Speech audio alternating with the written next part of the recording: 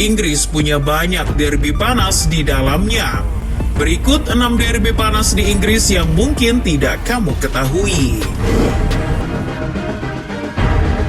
Mari kita awali daftar 6 derby panas ini dengan yang sudah tertanam lama dalam cerita rakyat hooliganisme Inggris. Derby panas pertama yang mungkin tidak kamu ketahui adalah Dockers Derby antara Millwall versus West Ham. Derby ini juga biasa dikenal dengan nama South London versus East London Derby, di mana Millwall mewakili South London atau London bagian selatan, dan West Ham mewakili East London atau London Timur. Meskipun derby klub London ini tidak sepopuler derby London lainnya, untuk masalah sejarah boleh bersaing.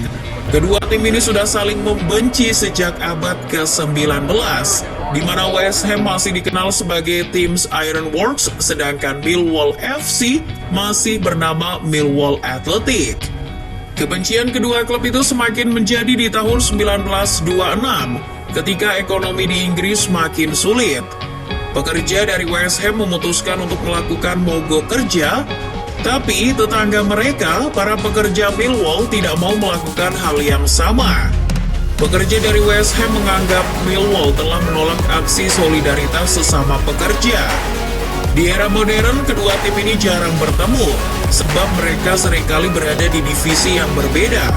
Namun, sekalinya bertemu, kebencian yang diturunkan dari generasi ke generasi seolah tumpah ruah selama 90 menit di atas lapangan. Seperti contohnya di tahun 2009, West Ham menjamu Millwall di stadion lama mereka, Upton Park, dalam ajang Carling Cup. Selama jalannya pertandingan, pendukung kedua tim saling lempar ejekan. Pertandingan tersebut berakhir dengan skor 3-1 untuk kemenangan West Ham. Kerusuhan pun pecah. Para supporter bentrok di dalam dan sekitar stadion. Tercatat ada 13 orang yang ditangkap dalam kerusuhan tersebut. Gianfranco Zola yang saat itu menjadi pelatih West Ham bahkan berkata, "Kerusuhan ini bukan soal sepak bola. Selama saya berada di Chelsea dan West Ham, saya tidak pernah melihat yang seperti ini." FA pun memberikan denda sebesar 115.000 pounds kepada West Ham yang dianggap tidak becus dalam menertibkan supporter mereka.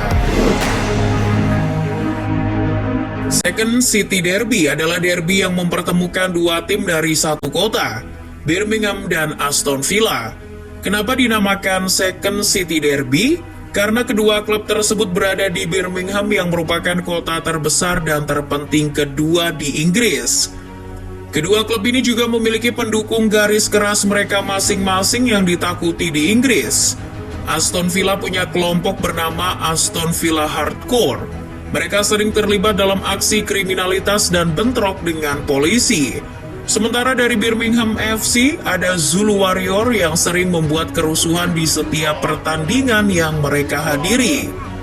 Salah satu kerusuhan yang terjadi dalam insiden tersebut adalah di awal musim 2010-2011. Kekerasan dan kerusuhan meletus. Flare dan benda-benda lain dilemparkan di sekitar stadion. Reporter BBC menyebutkan bahwa itu terlihat seperti zona perang. Dilaporkan 27 orang terluka dan 5 orang ditangkap. Itu bukan satu-satunya bentrokan yang terjadi. Bahkan di era modern, hampir selalu terjadi kerusuhan ketika kedua tim itu bertemu. Seperti di tahun 2007 di mana terdapat 20 polisi yang terluka dalam kerusuhan. Sebelumnya, di tahun 2002 di mana pertemuan pertama mereka setelah 15 tahun. Di pertandingan tersebut, bentrokan antara dua kelompok garis keras masing-masing klub terjadi. Insiden itu kemudian dikenal sebagai Battle of Rocky Lane. Derby selanjutnya sedikit berbeda dengan derby yang sudah dibahas sebelumnya dalam daftar ini. M23 Derby adalah derby yang mempertemukan Brighton and Hove Albion melawan Crystal Palace. M23 sendiri adalah nama jalan yang menghubungkan dua kota itu. Kenapa derby ini sedikit berbeda? Karena kedua klub ini tidak berdekatan satu sama lain. Derby ini tidak pernah didasarkan pada lokasi, tapi serangkaian pertandingan kontroversial yang terjadi di masa lalu. Derby ini bermula di era 1970-an oleh konflik pelatih masing-masing tim. Brighton dilatih oleh Alan Mullery, sedangkan bos dari Palace adalah Terry Venables. Mereka berdua sebelumnya adalah rekan setim semasa bermain di Tottenham. Dan selama aktif bermain, keduanya dikabarkan memiliki persaingan untuk jadi kapten di bawah Bill Nicholson. Rivalitas kedua tim bermula ketika mereka bertemu di FA Cup musim 1976-77. Brighton punya beberapa peluang mencetak gol, tapi itu tidak dianggap sah oleh wasit. Pelatih Brighton yang marah pun memprovokasi supporter tim lawan. Bentrok pun pecah antar penggemar Brighton dan Palace. Setelah itu, rivalitas mereka makin panas. Di tahun 1980-an, persaingan semakin sengit. Di era modern, terjadi sebuah insiden konyol dari derby ini.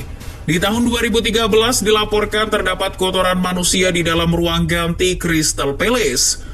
Selama tahun-tahun berikutnya, Brighton telah dituduh telah melakukan sabotase persiapan Crystal Palace. The Tyne and Wear Derby mempertemukan dua klub asal London bagian timur laut, Newcastle dan Sunderland. Kedua klub itu berada di satu daerah bernama Tyne and Wear. Disitulah derby ini dinamakan. Dan sama seperti derby lain di Inggris, Tyne and Wear Derby punya sejarah yang sangat panjang. Ini sangat panjang, sampai bisa ditarik kembali di masa Perang Saudara Inggris pada tahun 1600-an. Orang-orang dari Newcastle adalah royalis istana yang mendukung kerajaan, sedangkan orang-orang dari Sunderland merupakan kelompok pemberontak kerajaan. Itu adalah dasar bagaimana dua kubu saling membenci satu sama lain, meskipun berada di satu daerah yang sama.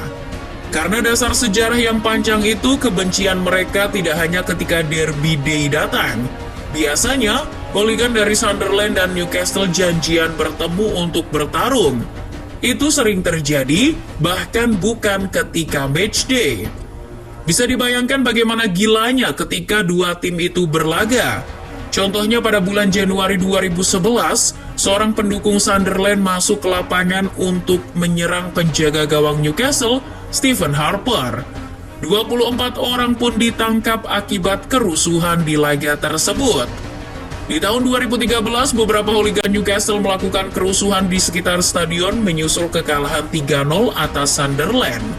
Tercatat ada 5 orang petugas yang terluka dan 29 orang ditangkap atas insiden tersebut. Siapa sangka Manchester United punya rivalitas panas dengan Leeds United. Mungkin derby ini tidak lebih populer dan sepanas MU versus Liverpool. Tapi, The Roses Derby juga punya sejarah yang tidak kalah panjangnya. Akar rivalitas ini bisa ditelusuri sejauh abad ke-15 ketika perang The War of Roses. Kemudian persaingan kota Manchester dan Leeds pada revolusi industri di abad ke-18 dan 19. Kemudian menjalar sampai ke rivalitas antar klub Manchester United dengan Leeds United. Rivalitas mereka menjadi semakin panas di tahun 90-an awal, yaitu ketika Eric Cantona tiba di Elland Road pada pertengahan musim 1991-92. Ia menjadi pemain kunci Leeds dalam meraih gelar juara liga mereka di musim itu. Cantona pun jadi idola baru publik Elland Road dan dianggap sebagai pahlawan. Itu sebelum ia akhirnya berkonflik dengan manajer Howard Wilkinson. Kita semua tahu pada akhirnya Cantona bergabung ke Manchester United. Cantona membawa MU mendominasi Liga Inggris sejak saat itu. Manchester United jadi klub tersukses di Inggris dan itu menambah kebencian pendukung Leeds terhadap setan merah. Rupanya Cantona bukan pemain penting Leeds terakhir yang dibajak MU. Di tahun 2002, Rio Ferdinand memecahkan rekor transfer saat itu ketika pindah ke MU.